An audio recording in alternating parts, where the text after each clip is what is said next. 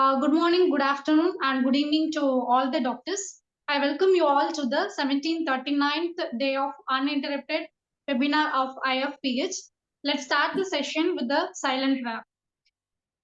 Now I welcome you all to the webinar session. As we all know that IFPH is conducting 3 sessions every day, and now we are here for the second session.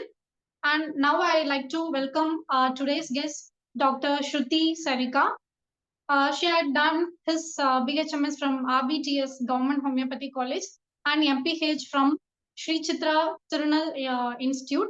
And she had done a research paper on post effects of acute encephalitic syndrome.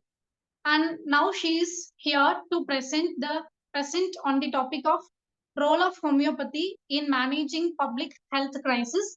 And she is having 3 years of experience in clinical practice, and also she is a part of Dr. Basil's Homeo Hospital.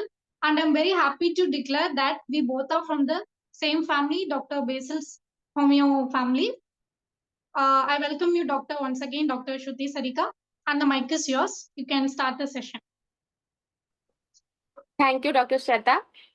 And am I visible? Yes, Doctor. My voice is clear? Yeah, it is clear. Okay, I'm having some problem in sharing my PPT because when I try to join Yeah, with my laptop, we had it's made showing. arrangements. Dr. Hubert will share your presentations. Actually, it's showing you are unable to rejoin from my laptop because this meeting, because you were previously removed by the host. So it's not allowing me to rejoin from the laptop. So that's why I have problem in sharing PPT. Okay. So good evening, everyone. I'd like to first thank Dr. Danesh sir and Dr. Basil sir for giving me opportunity to present my topic in this forum. Can you see the sharing? Yes, sir. Yes, sir. The PPT is visible now. Okay. You can start off. Okay, sir. So I want to begin with the quote by Dr. J.T. Kent that homeopathy is applicable to every curable case, but the great thing is to know how to apply this. So today we are going to explore a topic that sits at the intersection of historical practice and modern public health, that is role of homeopathy in managing public health crisis. So my PPT includes, so can you change the slide? My PPT includes evidence-based analysis of homeopathic interventions, case studies from significant epidemic outbreaks, integration with conventional medicine approaches, and policy implications for public health systems. So now, what is public health? WHO defines public health as the art and science of preventing disease, prolonging life, and promoting health through the organized effort of society. So this term is quite used by modern medicine, and I like to say that Hahnemann also guided us in Organon of Medicines long back about this, how a physician can be a promoter of health also. Some aphorism also is there who shows the link between homeopathy and public health. So please move the slide to next slide. Yes, sir. Thank you, sir. So here some in aphorism 4, Hahnemann said that he is likewise a preserver of health if he knows the thing that derange health and cause disease and how to remove them from person in health. So it is this aphorism directed to health promotion and disease prevention. In aphorism 3 also, Hahnemann emphasized on knowledge-based rational treatment that aligns with evidence-based public health. And in aphorism 5 also highlights the need to understand cause and risk factor in aphorism 5, he mostly stated about the social determinants of health, like occupational mode of living, then habits, and social and domestic relationship, that also akin to epidemiology. Apart from that, also in aphorism 150 to 153, he shows the importance of hygiene and regimen, and given guidance on diet habit, and avoiding trigger factors also. So Hahnemann already recognized the physician's role in both curing and preventing disease, foreshadowing modern public health principles like prevention, hygiene, environmental awareness, chronic disease management, etc. So now we will be seeing how homeopathy was historically applied in the times of widespread illness. Next slide, sir. Is it a historical Yes, precedence sir. of Yes, homeopathy? yes, sir. Yes, sir.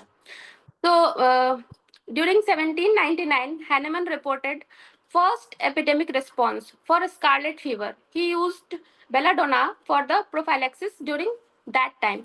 After that, also during different time periods, other epidemic were also reported, like European cholera pandemic, London cholera outbreak, yellow fever epidemic, Spanish influenza, meningitis epidemics. So data shows during European cholera outbreak that were in 1831 to 1854. So it shows that on you can see the data on y-axis shows that mortality rate that reported during this cholera epidemic by various hospitals. The various hospitals are on x-axis. The yellow, this light blue color shows the homeopathic treatment mortality, and this dark blue color shows the conventional treatment mortality. It is quite visible that with homeopathic treatment, mortality rate were quite less in all the hospitals that were reported the mortality rate during that time. In similar way, in 1918, Spanish influenza also it's reported that the cases of pneumonia that were treated with homeopathy had less mortality rate, that were 0.7% only, as compared to the patients of pneumonia that were treated with conventional method, and that in with that method mortality rate were 28 to 30%. So the Journal of American Institute of for Homeopathy also reported in 1921 that homeopathic physicians in Philadelphia lost only 1% of their patients during epidemic. So apart from Dr. Hahnemann, who used belladonna for prophylaxis and developed treatment for cholera pandemic, other stalwarts also like Boning Hussain and J.T. Kent also worked on epidemic and its responses. J.T. Kent developed the concept for genus epidemicus for epidemic management. So this principle includes first, identification of the remedy which is suited to the most totality of the symptoms in that epidemic, that is called genus epidemics, and that covers all the totality of symptoms. That then prophylactic administration of this genus epidemics to at-risk population. Along with this genus epidemicus, we should also go for individualized treatment of each patient, because we believe in the individualization of the patient, and we should follow the documented case collection methodology to established by Hahnemann. So Please continue. okay, sir. So moving forward to see some epidemiological evidence and analysis that shows that research by Indian CCRH studies during 2002 to 2010 to 2023 shows that with homeopathic medicine use, we not only can prevent epidemic, but also these medicines were helpful in symptom management, recovery time. It helps in fast recovery, and it is cost effective also.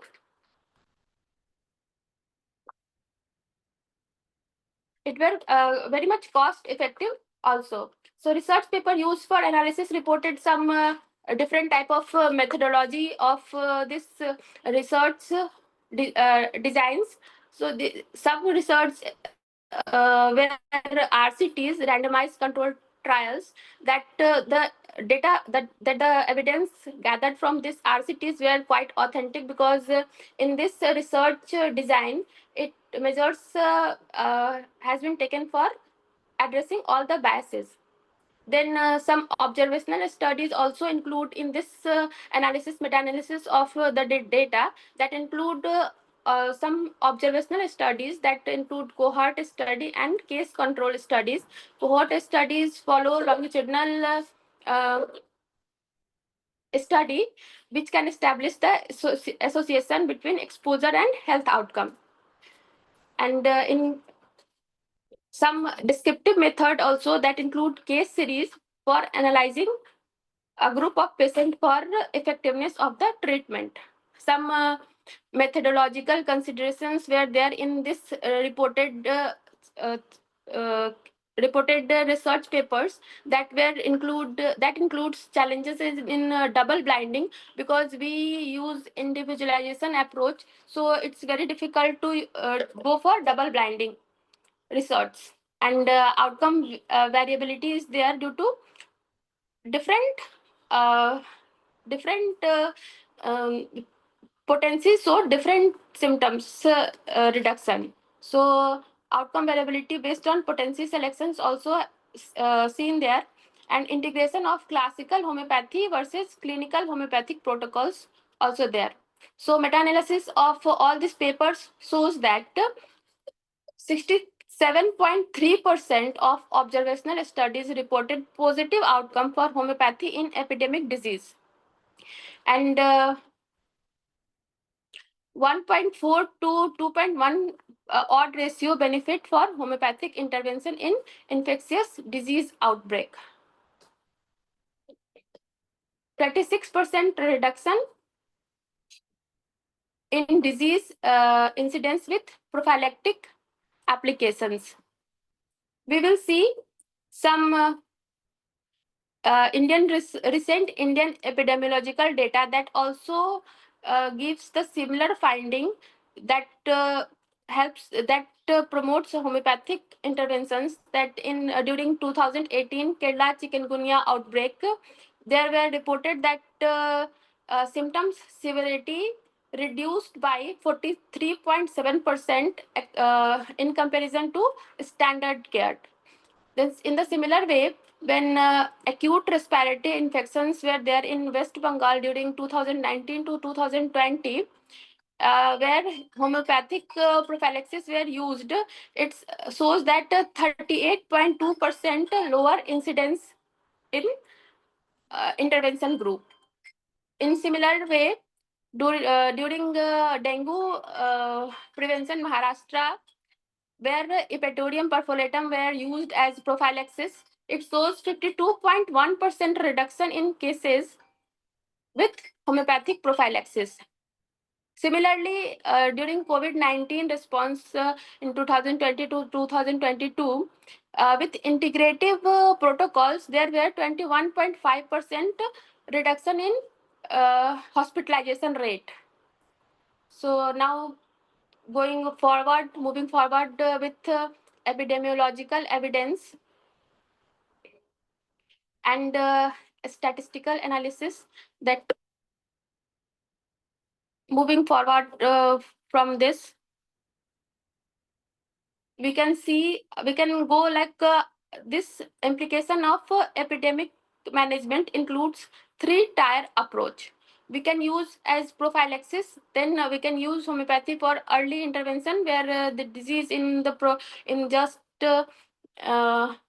showing symptoms, and we can use it for sequel treatment also.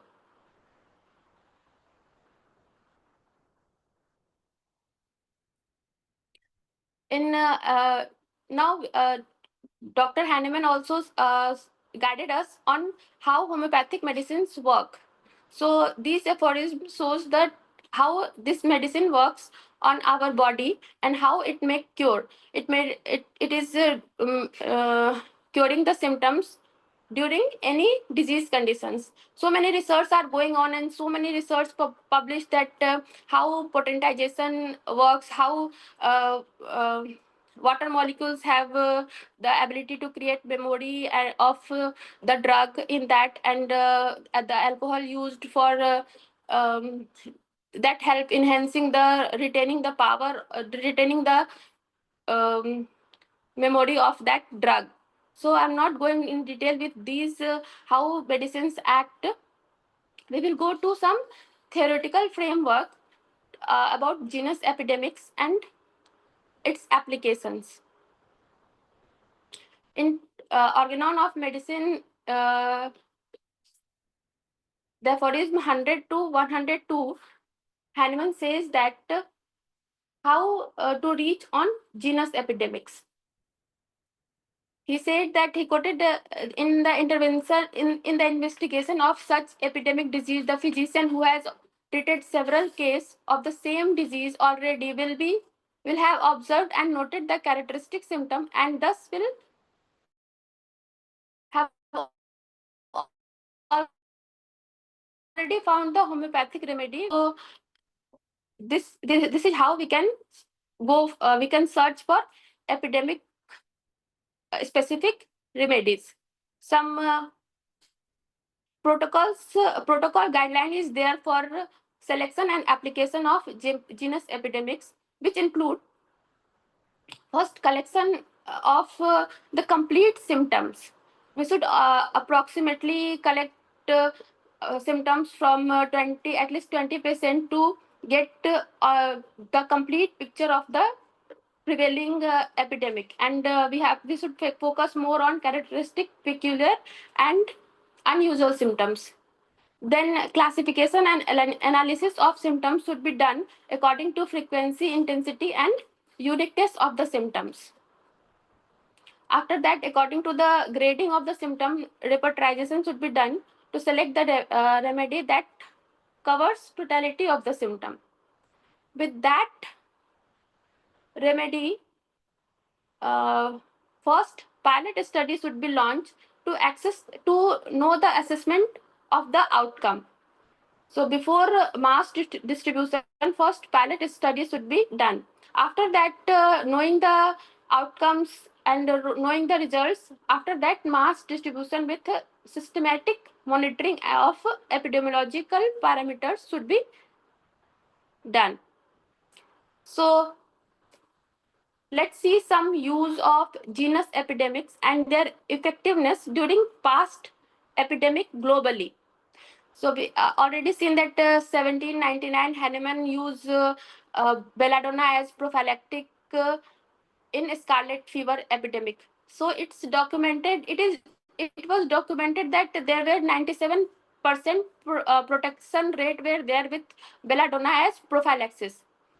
In 1854, during London cholera epidemic, Dr. Quinn's Homeopathic Hospital reported that mortality rate were with homeopathic medicines were 16.4% only, as compared to conventional hospitals that were reported 51.8% mortality rate.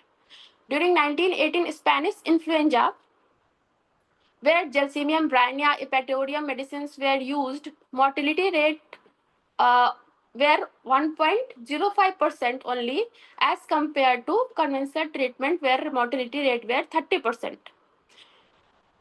In 2007 to 2010, Cuban leptospirosis outbreak also, where Nosodat 200 potency were used, medicine were used as intervention. There were reported 85% disease reduction in intervention region. In Indian scenario also, where homeopathic medicine were used as prophylaxis, and for the treatment also, it shows the similar type of finding that CCRH studies shows that 84.5% case reduction were there with where in chikungunya 2016, where Epatorium perfolatum were used as the primary remedy, and Rustux and Bryannia were used as a secondary remedy. During dengue outbreak also in 2019, where primary remedy were Crotalus horridus and secondary remedy were Epatorium and Phosphorus, it shows 65% reduction in hospitalization rate. During COVID-19, in the similar way, where primary remedy were Ars album and the secondary remedy were Brania and Gelsemium, it shows that it shows a very quite less number of infections were reported in patients who were used those remedies.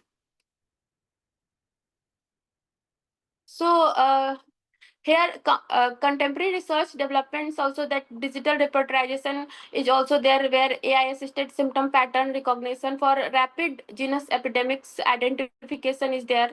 So we can respond to epidemic very effectively in less time these days with the help of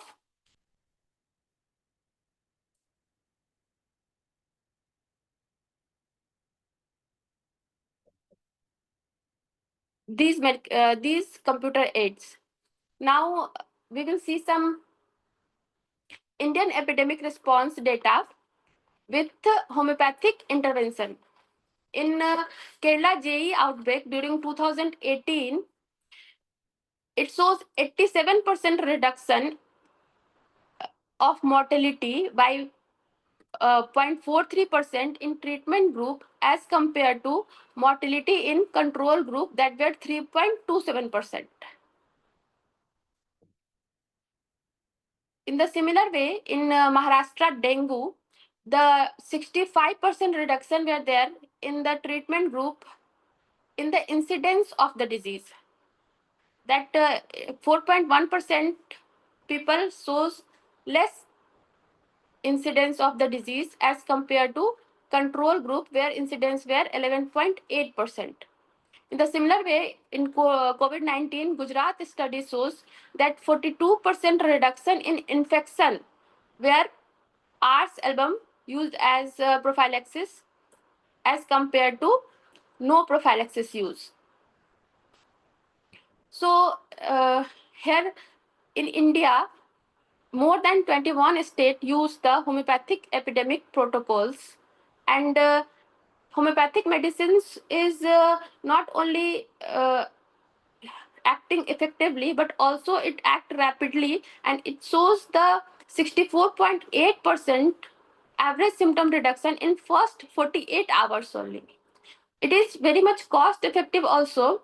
So in comparison to conventional medicines, where average per patient cost is rupees 2,350 rupees, as compared to homeopathic intervention, where cost per patient is only rupees 142. So it is quite cost effective interventions. Intervention outcome also shows that with here in this bar chart you can see so how homeopathic interventions not only accelerate the recovery rate, also it has higher prevention rate as compared to standard treatment, and symptoms reduction also it is very much effective.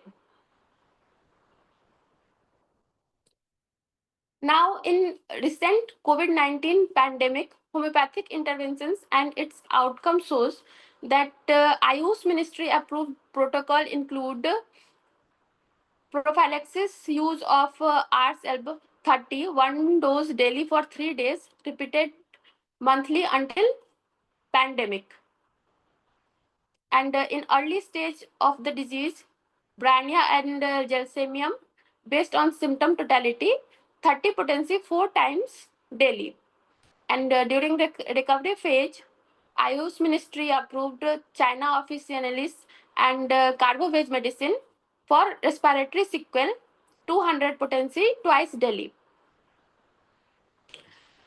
So these studies shows that all this evidence were there in which CCRH study shows that 86.7% protective efficacy of Ars album when it is used as primary prophylaxis in 30 potency, where symptom mostly anxiety, exhaustion, and restlessness were there. During early symptomatic stage, the evidence shows that when Brania alba in 30 potency to 200 potency used as primary remedy, where indication were dry cough, pleuritic pain, there were 72.5% symptom reduction in 48 hours only. And in moderate to severe case, where phosphorus 200 potency used, it shows lung consolidation reduction in 65% cases. And in the similar way, where in critical cases where camphora 1M were used, where symptoms were collapse and cold extremities were there, it shows that 43% reduction in critical progression. So moving forward to see some this comparative clinical outcomes as compared to standard care in COVID-19, also homeopathy with standard care. This light blue color shows that homeopathy with standard care data, and this gray color showing standard care only. So you can see the symptom resolution is very high in both integrated approach as well as hospitalization rate were less with this integrated protocol, and recovery time is also very less in this integrated thing and protocol, and post COVID sequel also were less reported when we use the integrated approach with homeopathy and standard care. Now some research, all these papers that show this research findings, they use some different designs. So I am going to show which paper use which designs in this all this used research works. So CCRH COVID-19 protocols were used randomized controlled trial, and Kerala JE epidemic study shows cohort studies where prospective surveillance of homeopathic interventions has done. Then dengue outbreak studies of Maharashtra's were used case after outbreak, and Ayush Ministry epidemic control used pragmatic field trials. That is real world implementation research. So these research papers were showing the primary outcome variable were incidence rate, symptom severity, and resolution time. The secondary outcome were hospitalization, complication rates, and functional status. The economic outcome variables were cost effectiveness, resource utilization, and productivity impact. And long-term variable were includes sequel incidence, quality of life, and immunity profile. So some guidelines are there for evolving research standard in India by CCRH and Ayush Ministry. So all research should be it shows that all research should be pre-registered, and it shows a priori power calculation, integration to treat analysis, and adjust significant threshold. Then for transparency of data, it is recommended that it has to report negative result also while reporting the positive results. And for integration with conventional method, standard conventional diagnostic criteria should be used, biological markers and comparative effectiveness designs should be used. For validate all the findings, some assessment tools are there. So for replicability and for validation, it is recommended to use these assessment tools. Now, how our homeopathic medicines work on our immune system for the protection and management of the symptoms and reducing symptom severity, how they affect our immune cells. Studies by Khudabaks and team during 2021 demonstrate that ultra-diluted preparation induce a specific gene expression profile. And it also demonstrates that DNA methylation pattern alteration in macrophages. Similarly, Bell et al. In 2015 demonstrate microdose trigger adaptive cellular response in the immune system through hormetic biphasic dose response. In ultra low doses, immunostimulatory effects were shown, while in higher concentration, immunosuppressive effects were noted. Chakrabarti et al. In 2021 in CCRH study shows that arsenicum album 30 shows significant up regulation of IFN gamma and down regulation of interleukin 4 in COVID-19. It also helps in correction of TH1 and TH2 imbalance. So TH1 and TH2 imbalance is very much critical in managing, is very much crucial. It plays very much crucial role for health immune system. It prevents imbalance that can lead to various disease. TH1 cells mediate cellular immunity, while TH2 cells derived humoral immunity. An imbalance between both these two shows in allergies, autoimmune disease, infections, and cancers. So in all these conditions where imbalance is there in TH1 and TH2 molecules, if we use arsenicum album, it corrected the imbalance and it can prevent this type of disease. Also, in Sarva et al.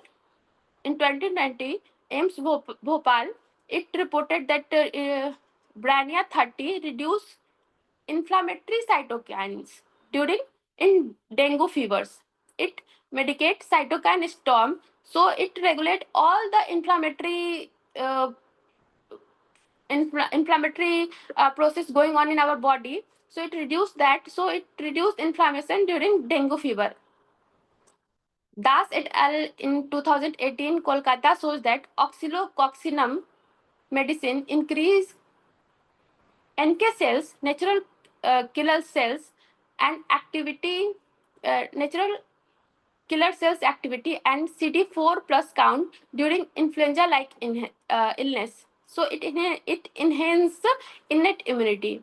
So by acting on our immune system, these medicines show very much effectiveness in regulating the immune mechanism of our body for making our body to react in infections like COVID or dengue fever or influenza. So our medicine target immune system, and it helps in pathogen recognition, enhancement of pattern recognition receptor for virus and bacterial epitopes. Then it also regulates the danger associated molecular pattern to optimize immune activation. So our homeopathic medicines also help immune system to differentiate between our body cells and pathogen cells. So this DAMPS are secreted by the pathogens, and also it is secreted by our cells when that were in dying stage. It also helps in our medicine helps in cytokine balance, and it optimize pro-inflammatory and anti-inflammatory cytokines ratio that prevent hyperinflammations during these infections. And our medicines also help in memory enhancement also by stimulating T and B cells for prolonged immunity and immunity in post-epidemic exposures. Now we will see the meta-analysis of all the research papers that were used for discussion in homeopathic interventions in epidemic scenarios. So all these papers were used where risk ratio were reported lower values favor homeopathy.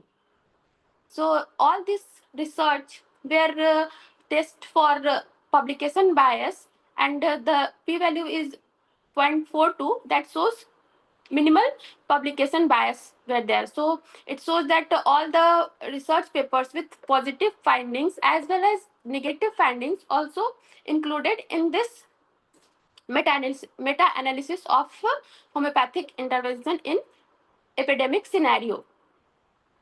Heterogeneity is 63.4%. It indicates that heterogeneity is moderate to substantial. It means that 63.4% of the variability in effect estimate across all the studies is due to real difference. It's not real difference in the population, in the dose of the in the doses, and design due to design also. It is this difference is noted, and it is not only it is not just due to random error, and it shows that pooled analysis of 18 studies across multiple epidemic disease shows that 19 to 47% relative risk reduction indicate that that the patient receiving the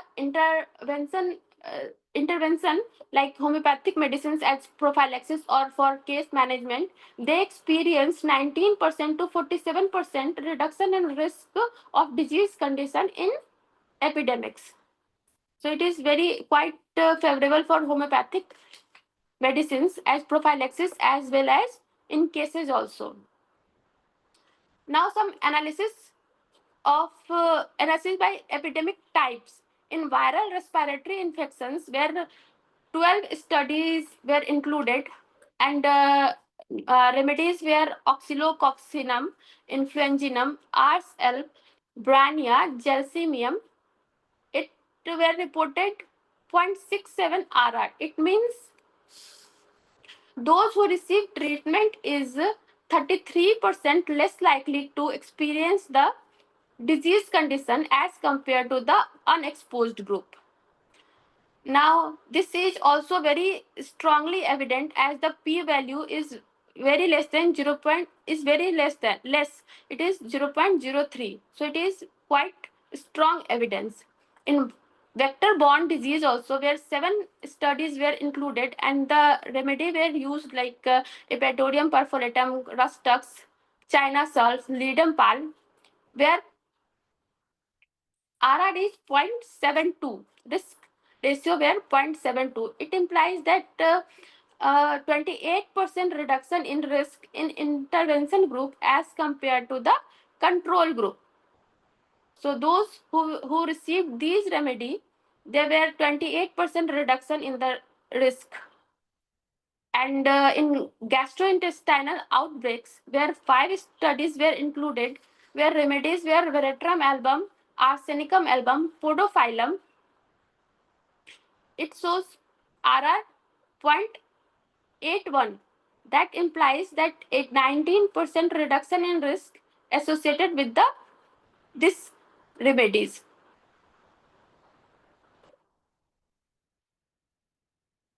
Now, moving to the next slide, where comparative analysis is there with conventional method and homeopathic approach, and what we can achieve when we integrate both systems. So in conventional approach, diagnostic framework include pathogen identification, laboratory confirmation, whereas in homeopathic approach, there were symptom collections and genus epidemic identification. If we integrate both systems, we can go for early intervention based on syndromic pattern before lab confirmation. So we can respond in epidemic much faster if we use this integrated method as compared to conventional approach. Then in treatment approach, conventional method use pathogen specific antimicrobial symptoms management, whereas we use individualization of the patient as well as remedy, and we use epidemic specific remedy selection. So if we go for integrated approach, we can reduce the antimicrobial dependency. In prophylactic measure, also in conventional method, they use mostly vaccination, chemoprophylaxis, barrier methods. We use genus epidemicus prophylaxis and nosodes. So if we integrate these both things, we can add another layer of protection in vulnerable populations. And it also may in scalability also, where high infrastructure were needed in a conventional approach, and it is more cost effective. We can see in homeopathic approach this low infrastructure we need in homeopathic approach, and it is very much cost effective as compared to conventional approach. So if we integrate both this, so there were potential reduction in conventional medication adverse events also. So if we merge this in integrated response, so resource limited settings where conventional access is limited, we can address epidemics more effectively. These there. And side effect profiles, then conventional approach, it can show some antimicrobial resistance also, and the side effects were varied. In homeopathic approach, there were minimal side effects reported. So in integrated system, we can reduce the side effects, adverse effects also. In after COVID, after any epidemic era, we can reduce all the effects, all the side effects. Cost effectiveness comparison also, it shows that conventional approach with gray color and with light blue color, homeopathic approach and dark blue color, so integrated approach. So prevention, if we use preventive method, we can cost effectiveness is in between.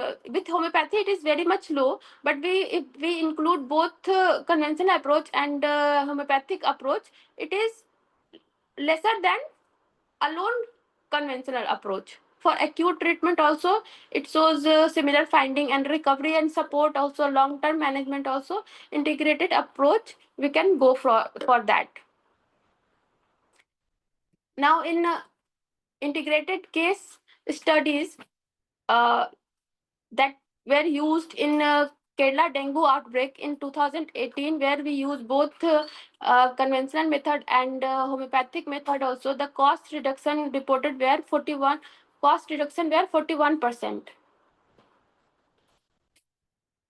Readmission reduction were also 24%, and analgesic use reduction were 47%. So if we include both homeopathic measurements and conventional treatment, it shows the complementary effect rather than competitive effect. Resource optimization also, we can see when we use homeopathic intervention, it reduces burden on tertiary healthcare infrastructure. Implementation timeline, with homeopathy we can deploy rapidly, while in conventional response are being mobilized, it takes time. So Ayush Ministry integration framework offers model for coordinated public health response. Now we will see some Indian government initiative for Ayush integration program in public health. So total budget allocation were quite high. It is showing some high during 2020. It's rapidly increasing during 2021 to 22. It increases a bit more, and then it goes for stationary phase, and then again during 2023 to 24 it increases a bit. And we can see that total Ayush budget were quite high, but for homeopathic allocation it is comparatively going in a stationary type of data, a stationary phase also, that it's not that much evident. A key integration initiative for epidemic management. So National Ayush Mission, centrally sponsored scheme with epidemic preparedness, vertically focused on strengthening homeopathy infrastructure at primary and secondary level.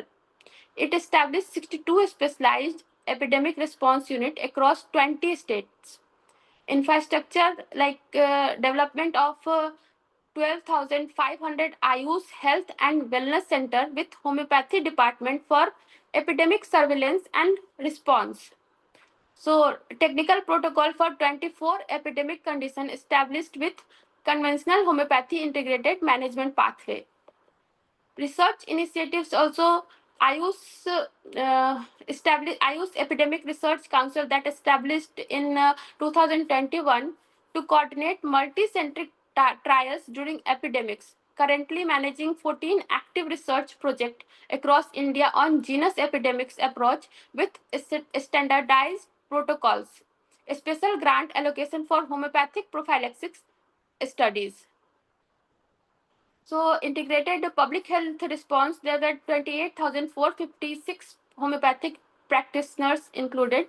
And during epidemic outbreaks, 4.2 million patients were managed with this integrated approach. And for epidemic conditions, 24 standardized protocols were developed. And this so that very much cost effective and 42% reduction in epidemic management of cost. So now conclusion, that homeopathy has shown potential in managing epidemics. So though it's not without controversies, so many controversies arises time to time regarding the how homeopathic medicines work, whether it's only placebo effect or whether it's genuinely implications are there.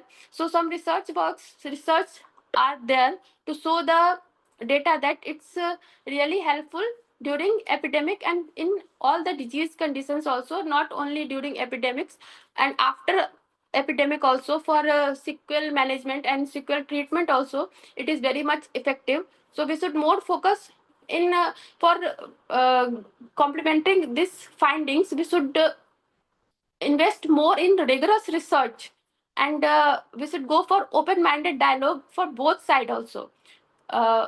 An integrative model for future public health preparedness. So this is from my side. Thank you. So if now floor is open for discussion, please suggest, please, if any. Thank you, Dr. Shruti Sarika. Your presentation was very nice and you explained very well about the public health crisis. And doctor, now you can, if you're having anything to share or if you're having any doubt, you can ask now. You can raise your hands and ask. Any suggestions to include more in this, in presentations, to explain more clearly? Actually, the presentation, I could not share that. So it's not whatever I'm presenting in the same topic. Sometimes it was there and sometimes another presentation was seen. So maybe.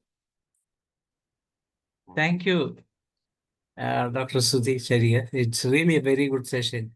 And usually the new generation doctors will not take so much of pain for taking this kind of presentation. Usually they come up here with some case studies, or sometimes with the mathematical, or sometimes with the analytical aspect of medicines or comparative mathematics. But you choose an entirely different subject. That itself shows your intense desire to promote homeopathy, and your intense belief in homeopathy. This kind of new generation doctors are the need of the hour, because homeopathy is facing a lot of threat from different part of the world, and people are saying that it is a pseudoscience. As you all know, that why these people are talking like that, because we know that day by day homeopathy is growing, and we are now the second largest system practicing around the world. And in those conditions, naturally there will be jealous, and Sunny. there will be problems among the people who that is medical fraternity, particularly the mafia behind the business. They always uh, try to promote their system, and so they will try to damage the scope of homeopathy by saying that it is a pseudoscience and there is no medicine in it. But nowadays, things are changing a lot, and they are coming up with a suggestion that the homeopathy is a dangerous system which is doing more damage to. But as we all know that no homeopathic medicine will do any damage to any patient, and otherwise it will do good for the patient. And sometimes the beneficiaries are coming out here, and they are saying that they are the people who propagate homeopathy. No medical company or no medical fraternity is facing such a challenge, because from the very inception of homeopathy, Dr. Heinemann faces a lot of threat from different medical fraternity from the other side. And he really shows it is really a revolution from that was started by Dr. Heinemann. What's your opinion on that, Dr. Sudhi? Dr. Ganesh, I think he left, I think so. He got left, I Mhm. think. Yes, yeah, my well, please, I shall try to call her. Sometimes her net may be the problem. Dr. Hibbert, Dr. Ambaresh, sir, please, some, and Dr. Seda, please